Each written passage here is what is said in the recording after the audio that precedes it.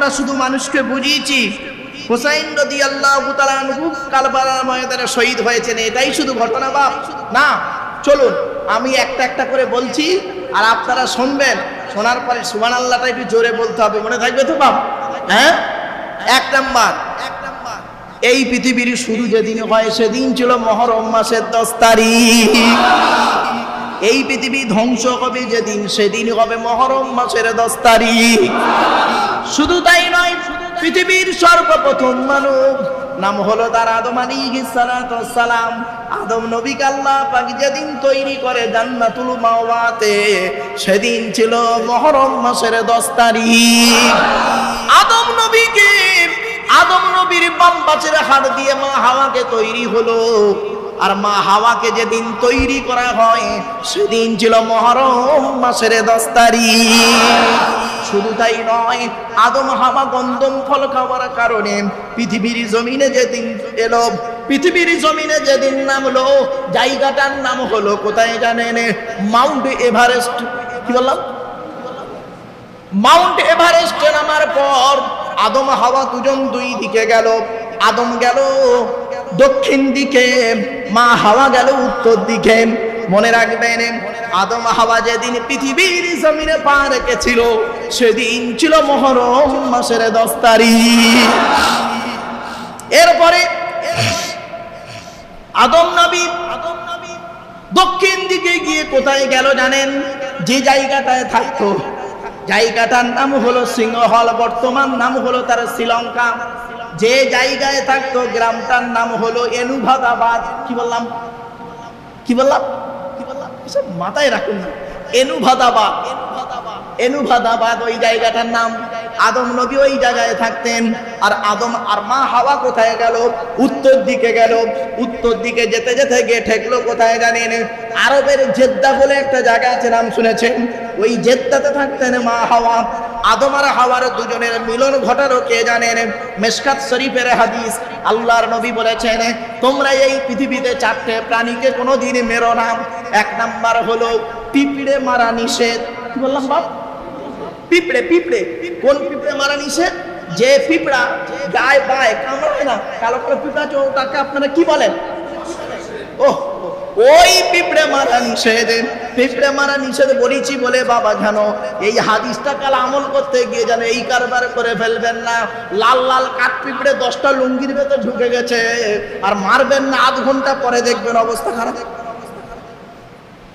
নবী বলেছে পিঁপড়ে মারা নিষেধ, তা কোন পিঁপড়ে ওটা মাথায় রাখবেন তো। এক নাম্বার হলো কি, নবী বললেন পিঁপড়ে মারবে না, পিঁপড়ে মারা নিষেধ। 2 নাম্বার নবী বললেন মৌমাছি মারবে না, মৌমাছি মারলে মধু সংকটে পড়তে হবে।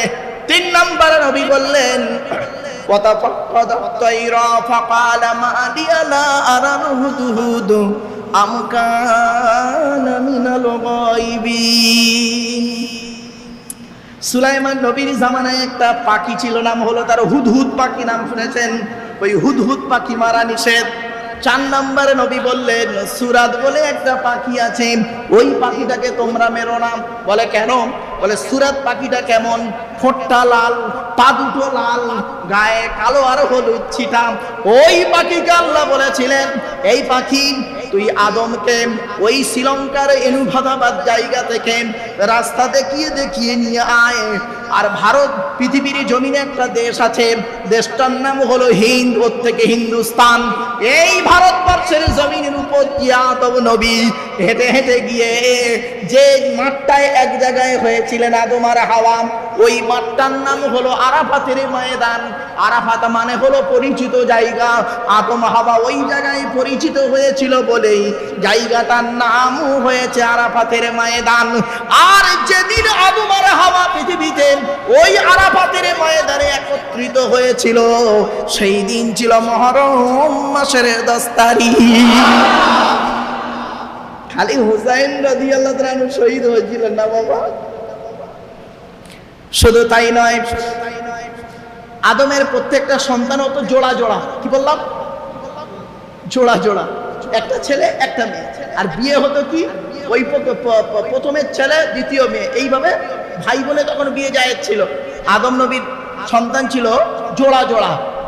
একটা সন্তান বেজড় হয়েছিল, তার নাম হলো হযরতে শীশ আলাইহিস সালাতু ওয়াস সালাম। শীশ নবী যেদিন জন্মগ্রহণ করেন সেই দিন ছিল মুহররম মাসের 10 তারিখ। শুধু তাই নয় বন্ধু, এরপরে আদম নবীর 2 সন্তান ঝগড়া হয়েছিল, জানেন, হাবিল আর কাবিল।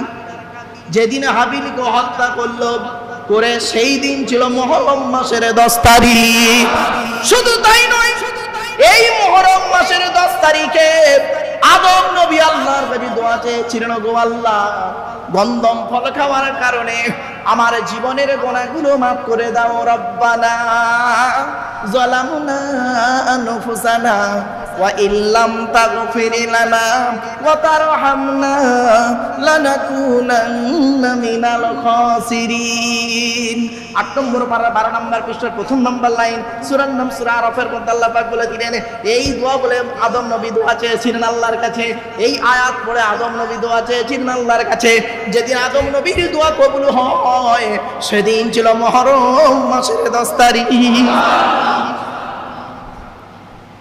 জাস্ট শুধু আপনাদের কাছে বোঝার জন্য টাচ দিচ্ছি গো, বা আলোচনা ব্যাপক বড় বড় আলোচনা।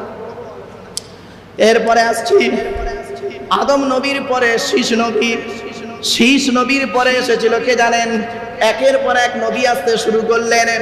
পৃথিবীর জমিনে একজন নবী ছিলেন যিনি তার উম্মতদের সঙ্গে যখন কথা বলতেন এই শাহাদাত আউল তুলে তুলে কথা বলতেন। আপনারা কথা বলতে গিয়ে আউল তুলে কথা বলেন না? আরে ভাই বলুন না, একটু অবশ্যই কথা বলবেন। আউল তুলে কথা বলেন তো? এই আউল তুলে কথা বলা হলো সুন্নাত। কোন নবীর সুন্নাত? তবে মুহাম্মদ নবীর সুন্নাত নয়। পৃথিবীর জমিনে একজন নবী ছিলেন, তার উম্মতদের সঙ্গে যখন কথা বলতেন তিনি তখন করতেন কি জানেন? এই শাহাদাত আউল তুলে তুলে কথা বলতেন। এবং শুধু তাই নয়, সেই নবী সর্বপ্রথম সেলাই করা জামা পরতেন। এই আপনারা যে সেলাই করা জামা পরেছেন না বাবা, হ্যাঁ, এই সেলাই করা জামা সর্বপ্রথম যে নবী পরেছিলেন। শুধু তাই নয়, সেই নবী সর্বপ্রথম কি করেছিলেন জানেন? চাষবাস শিখিয়েছিলেন মানুষকে। এই দর্জির কাজ সর্বপ্রথম সেই নবী করেছিলেন। তার নাম কি জানেন? কোরআন জানিয়ে দিয়েছে, ওয়াযকুর ফিল কিতাবি ইদ্রিস ইন্নাহু কানা সিদ্দীকান নাবিয়্যা ওয়া রাফা'নাহু মাকানান আলিয়্যা। 16 নম্বর পারার 8 নম্বর পৃষ্ঠা 6 নম্বর লাইন, সূরার নাম সূরা মারিয়ামের মধ্যে আল্লাহ বলে দিলেন, তোমরা ইদ্রিস নবীকে স্মরণ করো। ইদ্রিস নবীর নাম কি ছিল শুনে নিন। ইদ্রিস নবীর নাম হলো খাইনুক। কি বললাম? খাইনুক। ওনার নাম ইদ্রিস হলো কিভাবে শুনে রেখে দিন। ইদ্রিস নবীর কাছে যখন আল্লাহ পাক ওহী নাযিল করতেন, ইদ্রিস নবী খালি ভুলে যেতেন।